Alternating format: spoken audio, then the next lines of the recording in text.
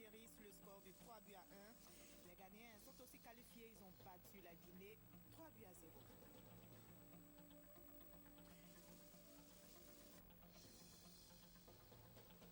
Et nous reviendrons sur la visite du président de la République au Maroc, une visite fructueuse. Plusieurs accords ont été signés. L'un des accords porte sur le projet d'assainissement de la baie de Cocody.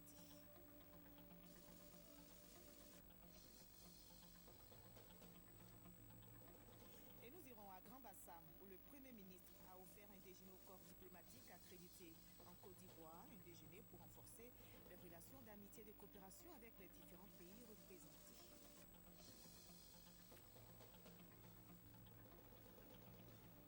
Plus de 1392 milliards de francs CFA, c'est l'objectif de recette assigné cette année à la Direction générale des douanes. Mais comment atteindre cet objectif?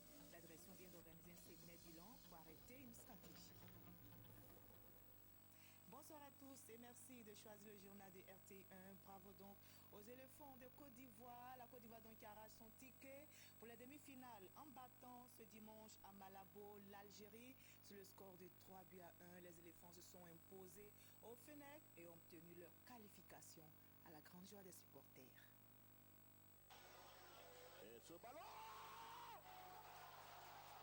ouverture du score.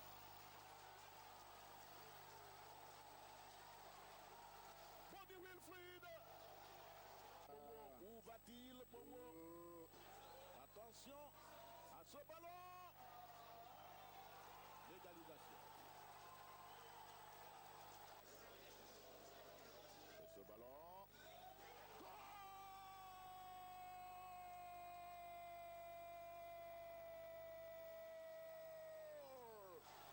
Bonnie, Clémien Wilfried.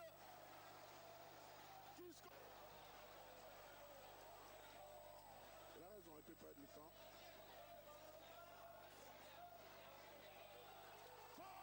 Et c'est terminé.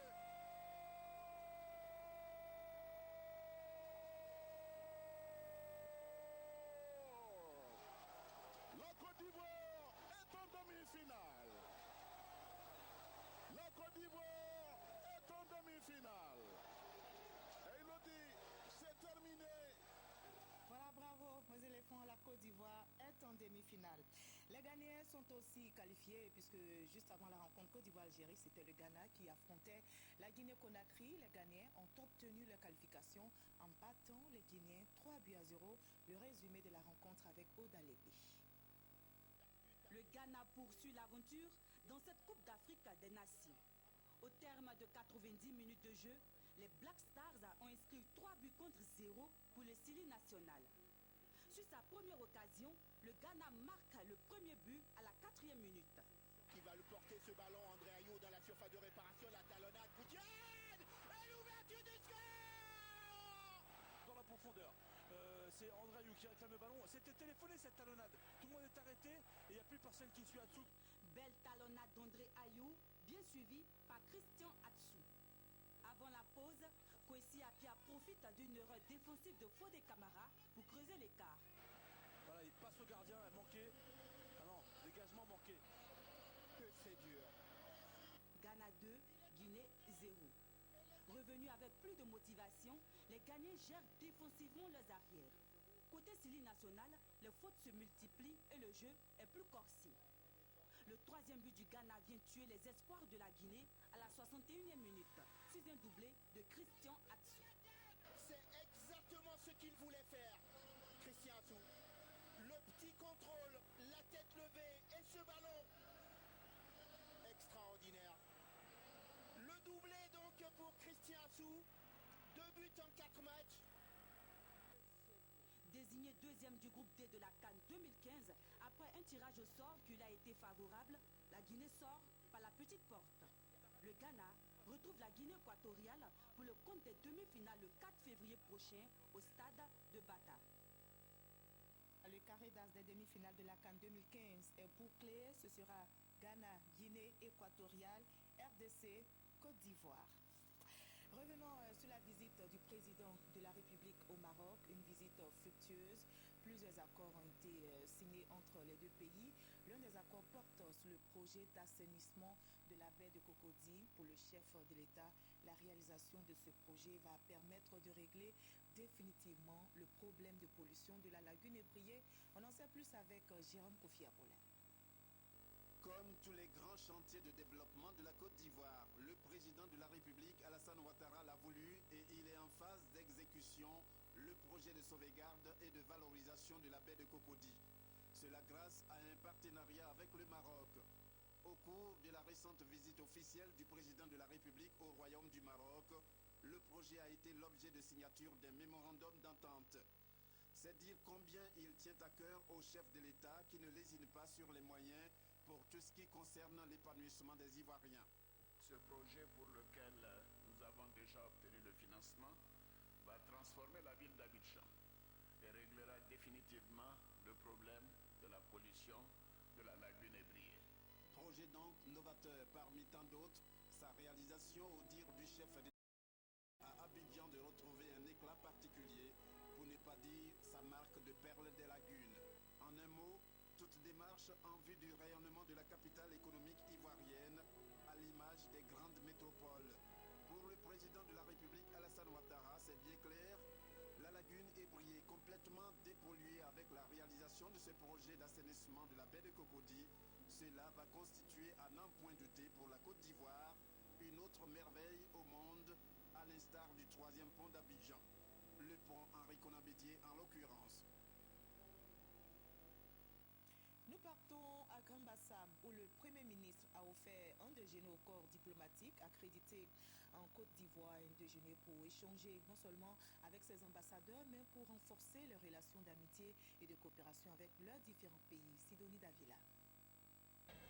Après une année de dur labeur marquée par des acquis importants, c'est le moment d'une trêve pour partager. Le Premier ministre, cette rencontre considérée chaque année comme un rendez-vous, est un moment précieux qui permet de renforcer les liens entre les hommes, les peuples et les nations. C'est également une façon de resserrer les liens d'amitié entre les nations et les organisations que représentent les diplomates. Si les résultats plus qu'encourageants auxquels nous sommes parvenus sont à considérer comme la résultante des efforts déployés par les Ivoiriens, il n'en demeure pas moins qu'il n'aurait pas pu être atteint sans l'aide des pays amis et des organisations internationales dont vous êtes les éminents représentants.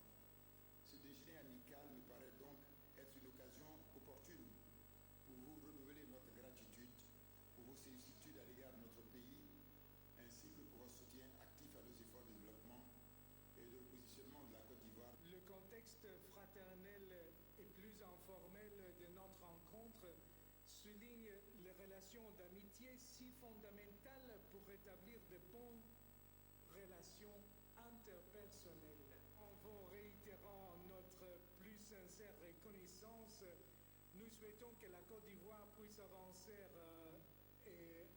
sur le chemin de la croissance économique, sociale et humaine grâce au capital humain formidable qu'elle possède.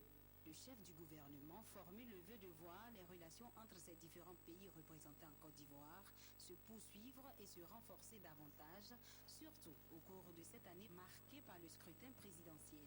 Étaient également à ce déjeuner certains membres du gouvernement, des anciens ambassadeurs de Côte d'Ivoire et avec eux les autorités et cadres de Grand Bassam ainsi que des membres du cabinet du Premier ministre et du ministère des Affaires étrangères. Désormais une tradition, le déjeuner à l'honneur du corps diplomatique est à sa 4e édition. Il se veut un moment de détente et de convivialité. Alors, pourquoi ne pas se laisser entraîner au rythme des sonorités bassamoises?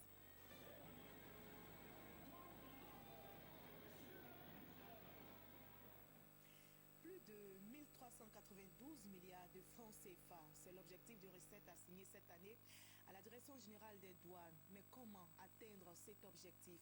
La direction justement vient d'organiser un séminaire bilan pour arrêter une stratégie, nous explique Francis Boifo. Les recettes réalisées par la Direction générale des douanes en 2014 ont augmenté de 130,47 milliards de francs CFA par rapport à celles de 2013.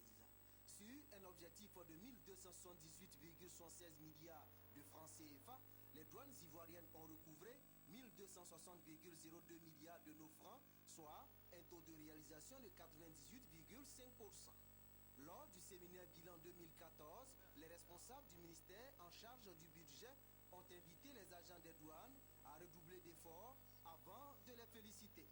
Au titre du budget 2015 adopté à 5 014,3 milliards, l'administration des douanes est appelée à collecter un montant de 1 392,5 milliards, soit une progression de 10,5% par rapport aux réalisations 2014.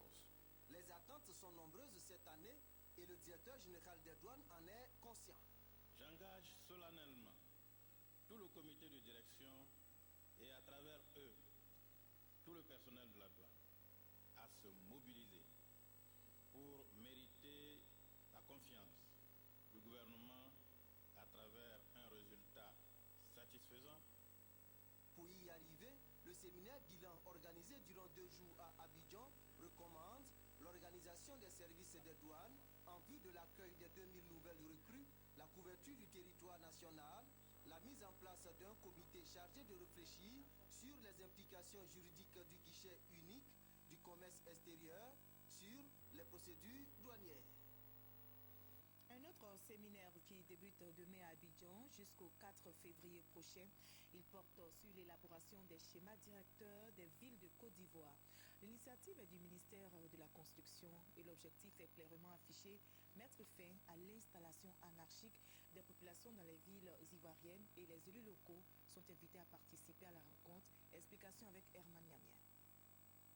Les villes ivoiriennes, depuis 1962, bénéficiaient de schémas directeurs pour la planification de leur développement. Mais les différentes crises économiques et politico-militaires qu'a connues le pays n'ont pas favorisé la poursuite de ces outils qui servent à orienter le développement des villes. Conséquence, l'on assiste au développement anarchique des villes avec la prolifération des bidonvilles. L'État ivoirien, conscient des enjeux de la planification des villes, décide de renouer avec les études sur l'élaboration des schémas directeurs.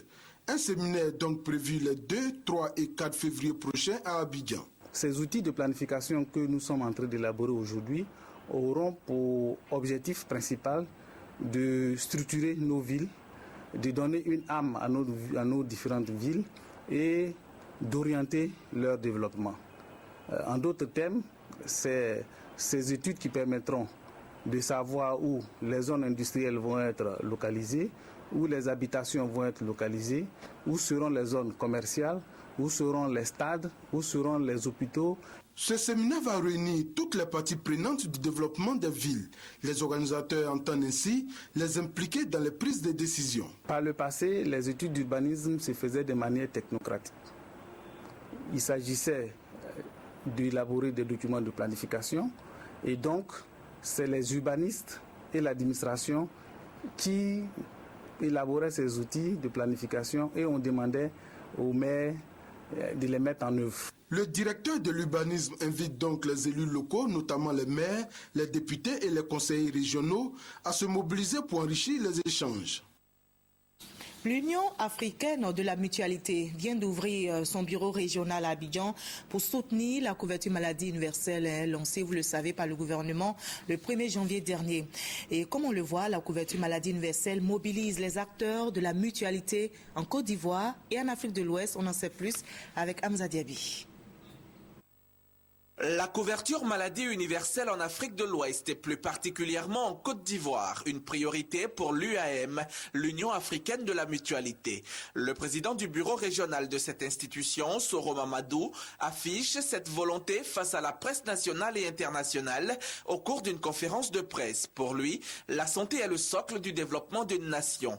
En Côte d'Ivoire, la couverture maladie universelle lancée par le gouvernement est donc un défi à relever par son organisation qui entend mettre tout en œuvre pour parvenir à la prise en charge sanitaire de plus de 45% des populations les plus défavorisées. Nous nous mettons au travail avec pour ambition de prendre une grande part dans la couverture des populations en matière de santé, d'organiser dans chaque pays le mouvement mutualiste afin de le rendre plus dynamique et de lui faire parler d'une voix tonnante et forte, de participer activement au développement d'offres de soins de qualité et à des coûts abordables et accessibles à tous.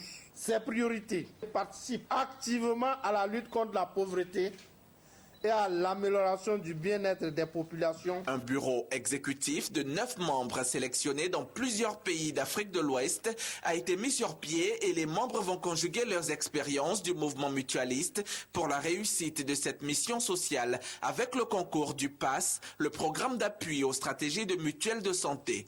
La mutuelle de la grande famille judiciaire a saisi l'occasion pour signer une convention avec la MUGEFSI, la Mutuelle Générale des Fonctionnaires de Côte d'Ivoire, pour la couverture maladie de ses adhérents.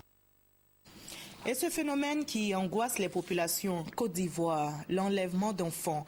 Certaines organisations de la société civile ont appelé à marcher demain pour dénoncer la pratique, une initiative que dénonce le Forum des organisations de la société civile qui la qualifie d'insurrectionnelle. Le Forum appelle tout simplement ces organisations à faire confiance aux autorités compétentes qui ont adopté des mesures vigoureuses face à ce problème. Je vous propose d'écouter un extrait de leur déclaration.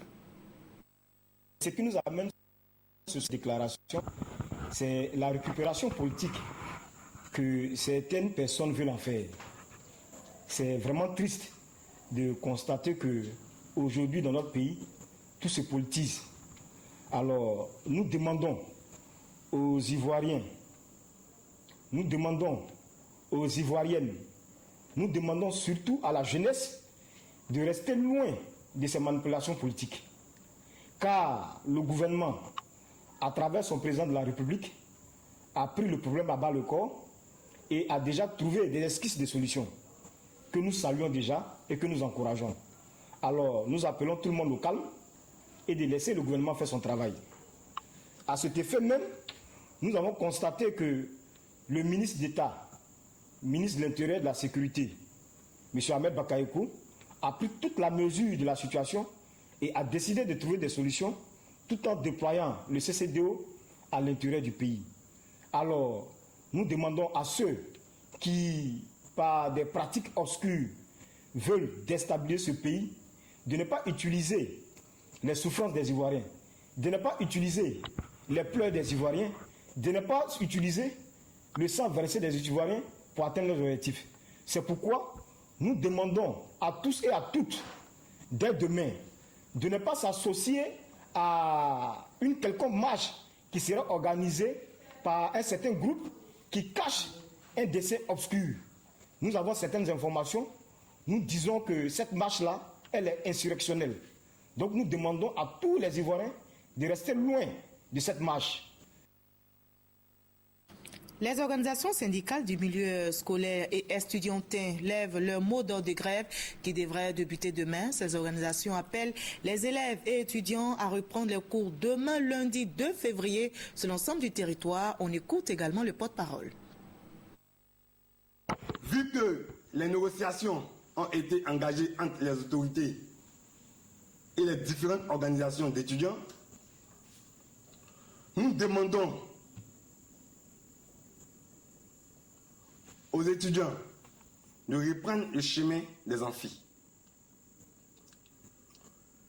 Nous donnons chance alors au dialogue en vue de trouver des solutions pacifiques aux problèmes des étudiants que nous avons cités dans la plateforme des revendications.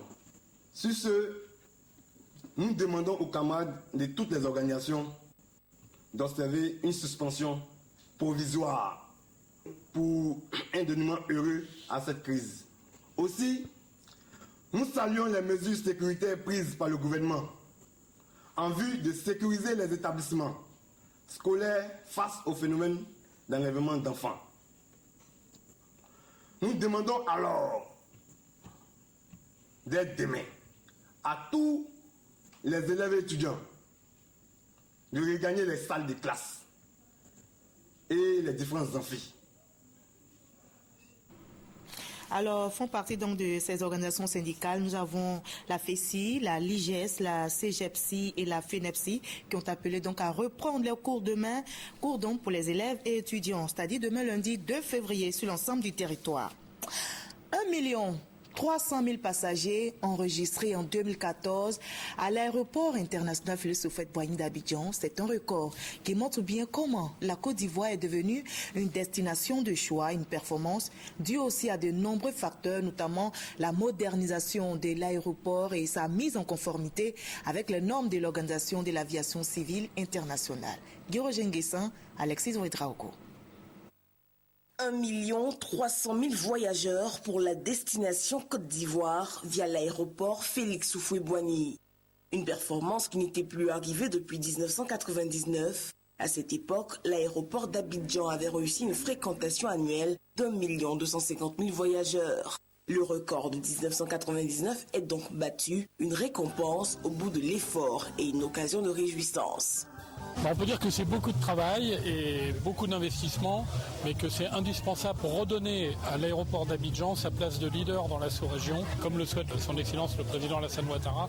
C'est vraiment de reprendre la place qu'on avait dans les années 90.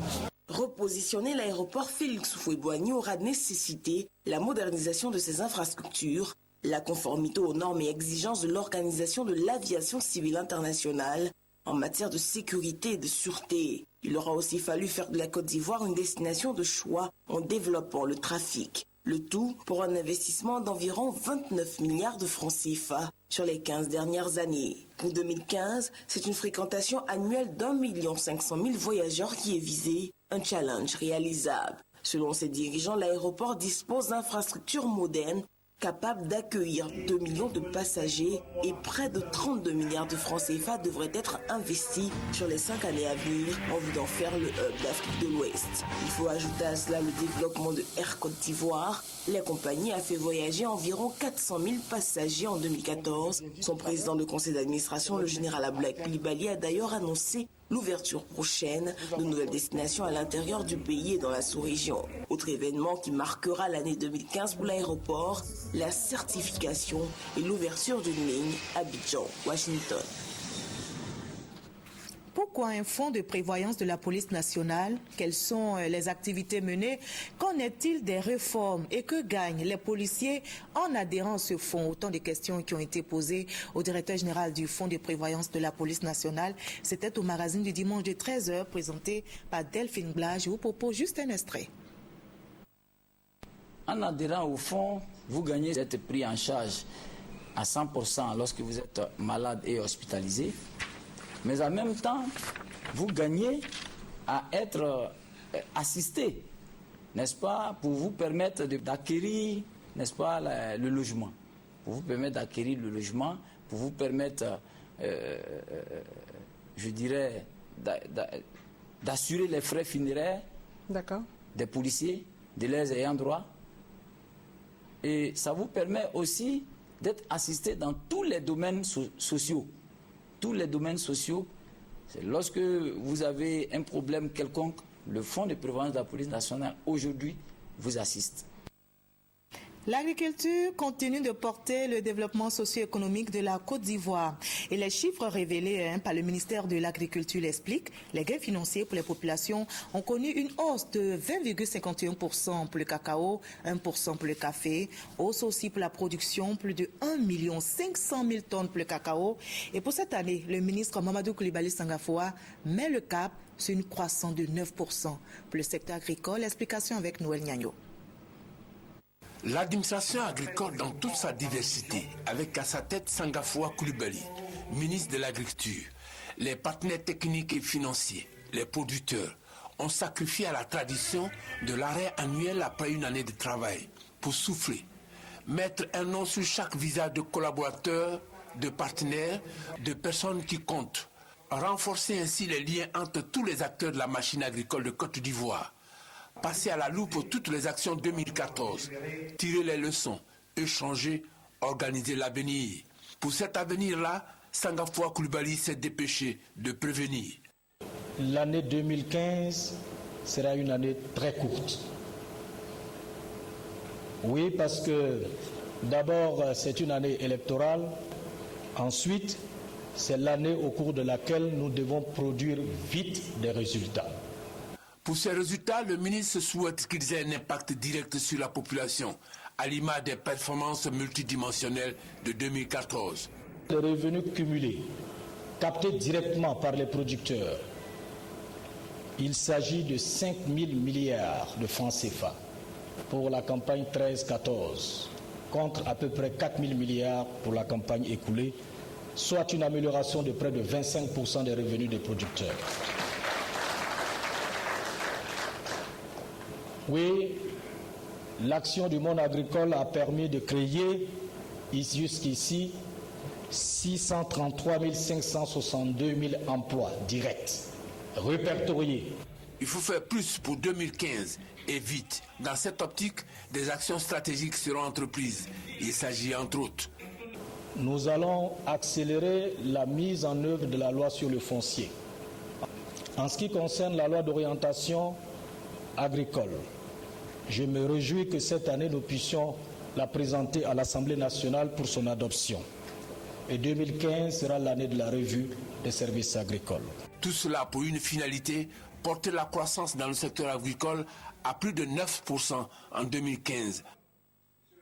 Les artisans ferrailleurs s'organisent. La FENAFER, Fédération nationale des artisans ferrailleurs de Côte d'Ivoire, vient d'ouvrir des sections régionales dans les villes de San Pedro, Issia, Daloa et Touba. La FENAFER veut des sites définitifs d'exploitation pour tous les ferrailleurs de ces zones. On en sait plus avec Chantal et Ouma Kandon.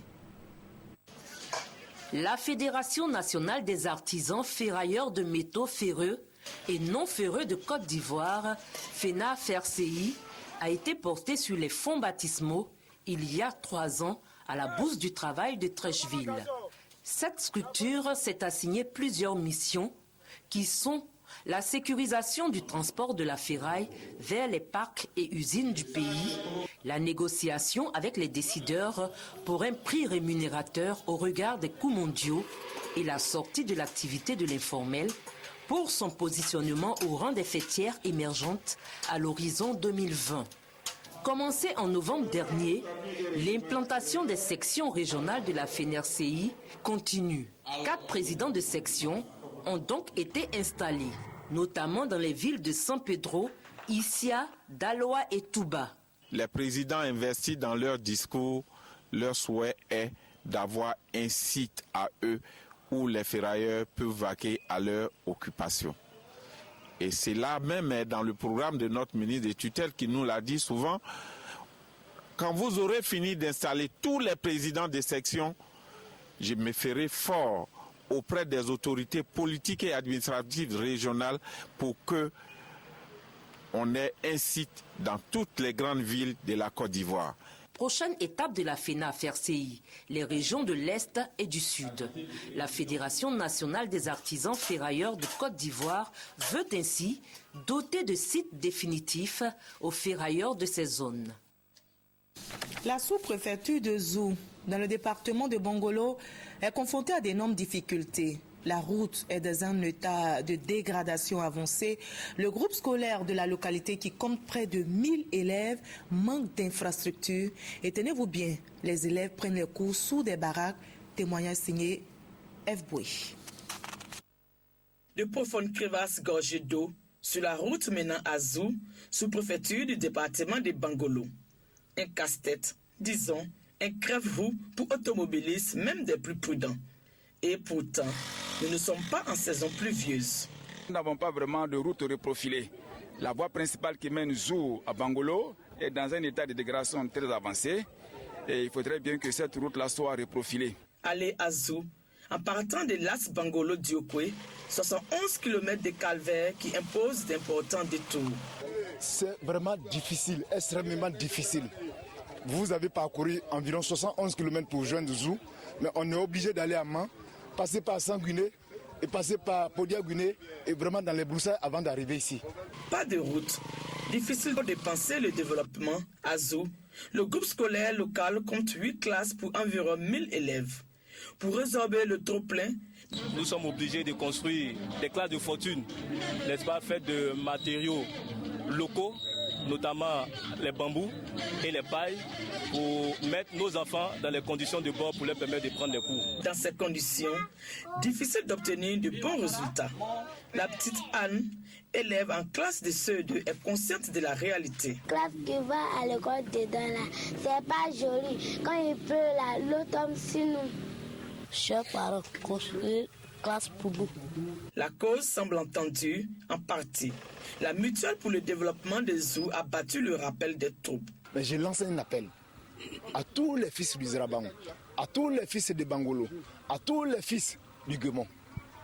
Pensez un peu à vos parents qui sont au village. J'ai vu l'état de l'école. Je suis venu soutenir mes jeunes frères ici présents. Des dons et une ferme volonté de contribuer au développement de cette localité de 25 000 âmes, grenier du Guémon en matière de production cacaoyère. Unique condition cependant que les fils de cette région de l'ouest de la Côte d'Ivoire, dévastée par 10 années de crise, parlent le langage de l'unité. Et espérons que l'appel sera entendu. On parle à présent du bal des armées, initié par le général de corps d'armée Soumaïla Bakayoko, chef d'état-major général des forces républicaines de Côte d'Ivoire. Le but est de marquer la cohésion de toutes les armées. Justement, après 5 jours d'activité sportive, les hommes en tenue ont marqué une pause, le temps d'un dîner gala. Le reportage d'Hamza Diaby. État-major des armées, 21h ce samedi. Bienvenue. À cérémonie d'exception, mise en place d'exception. Le comité d'organisation termine les derniers réglages. Les convives continuent d'arriver. Tout le monde est enfin installé. Le dîner peut être servi. La fête peut commencer.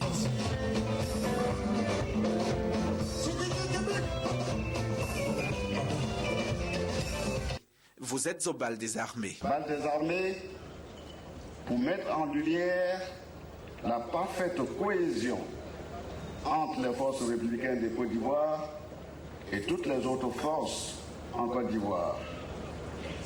Merci de partager l'objectif commun de redonner ces lettres de noblesse à l'armée de Côte d'Ivoire.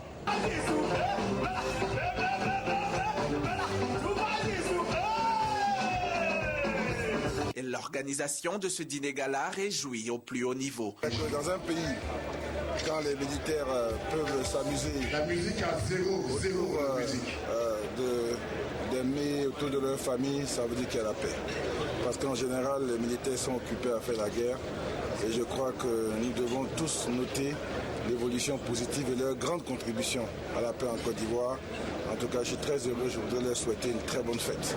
La cohésion des hommes, c'est une excellente chose. Il faut encourager cela. C'est aussi l'une des rares occasions où on vous voit aussi danser bien. Oui, on a quelques restes. Vous n'avez pas tout vu encore. Et pour joindre l'acte à la parole, messieurs les ministres, sans toutefois ravir la vedette aux militaires, nous ont gratifié d'excellents pas de danse.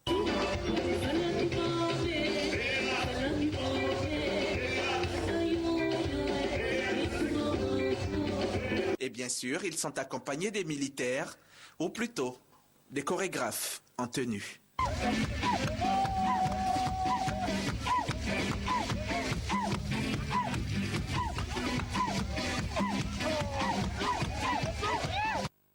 Voilà, c'était le bal des hommes en tenue avec notre reporter Hamza Diaby. Ouvrons à présent la page politique de cette édition avec le mouvement ADO 2015. C'est maintenant. Le mouvement vient de se réunir à la Maison de la Presse. C'est une rencontre avec les journalistes pour parler de la vie politique ivoirienne.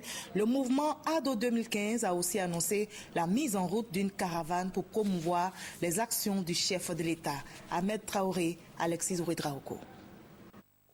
Nous n'avons pas attendu l'appel de Daoukro pour mener des actions pour la réélection du président Alassane Ouattara. Ses propos sont déliés à l'assaut lors de la conférence qu'il a animée pour donner sa vision de la situation sociopolitique en Côte d'Ivoire. Et pour joindre l'acte à la parole, le mouvement ADO 2015 c'est maintenant entend procéder au lancement officiel d'une caravane nationale pour la promotion des actions du chef de l'État.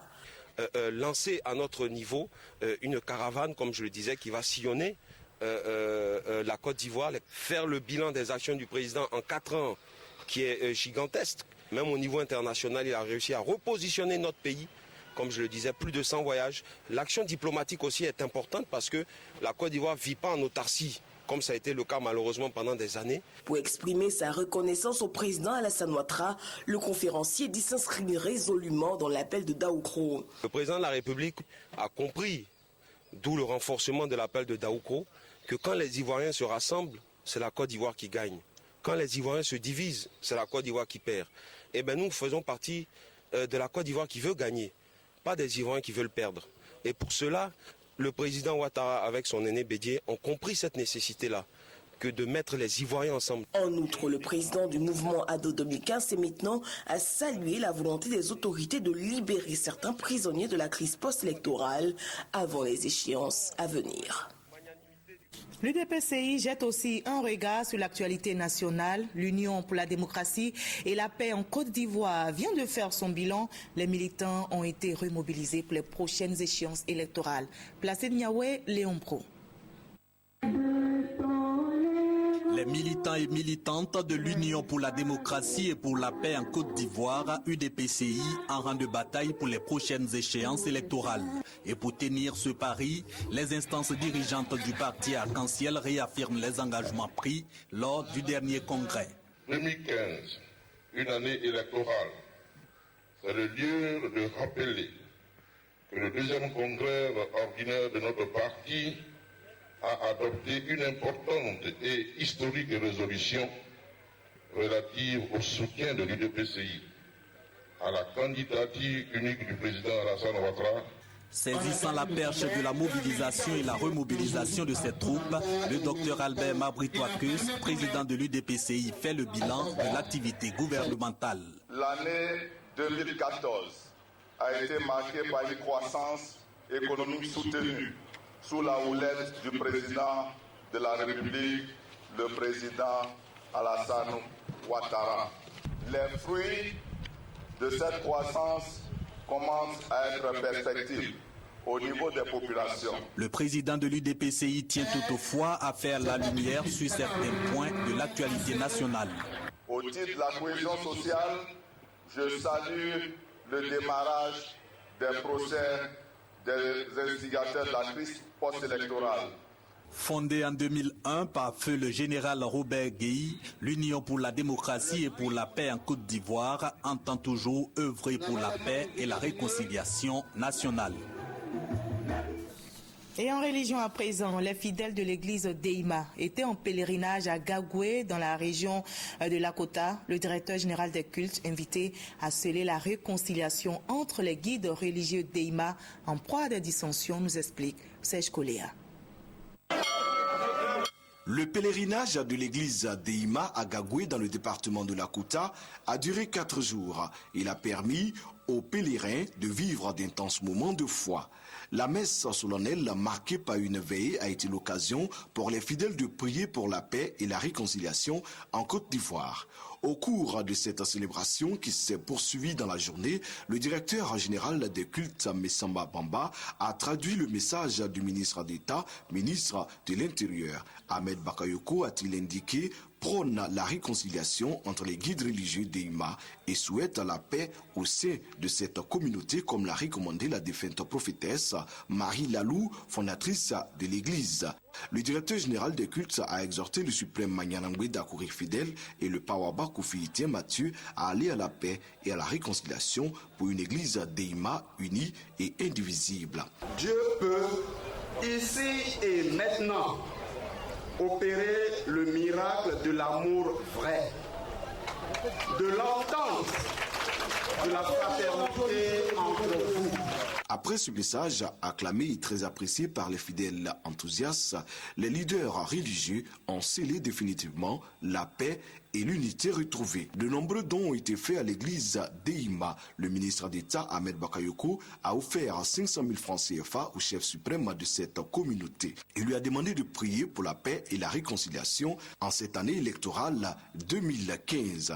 Le pèlerinage de l'église d'Eima à Gagoué a réuni les pèlerins venus de toute la Côte d'Ivoire ainsi que du Nigeria et du Burkina Faso.